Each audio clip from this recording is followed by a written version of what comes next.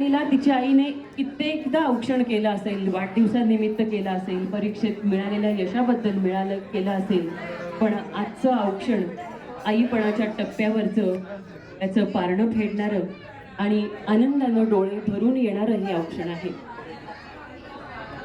औक्षण करताना आपण हळद आणि नंतर कुंकू लावतो मंडळी. याच्या मागचंही शास्त्र तुम्हा सगळ्यांना नक्कीच माहीत असेल, कारण आपल्याकडे हळद श्रेष्ठ की कुंकू श्रेष्ठ असा प्रश्न विचारला जातो, तेव्हा तुम्ही काय उत्तर द्याल? हळद श्रेष्ठ आहे की कुंकू श्रेष्ठ आहे? दोन्ही श्रेष्ठ आहे, पण त्यामध्ये सगळ्यात जास्त श्रेष्ठ काय आहे? हळद.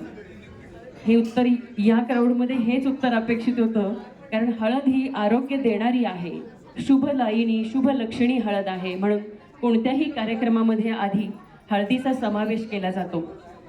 आपल्याला आपल्या कपाळावर अनंत काळासाठी जर कुंकू हवं असेल, तर आपल्या नवऱ्याचं आयुष्य बळकट राहावं, त्याचं स्वास्थ्य चांगलं राहावं, म्हणून आधी आपण हळदीचा वसा स्वतःला लावून घेतो. नकळत आपण हा वसा स्वतःलाही देतो की नवऱ्याला पिझ्झा मॅगी बर्गर द्यायचं नाहीये, आपणही कंटाळा आलाय म्हणून ऑर्डर करायला सांगायचं नाहीये.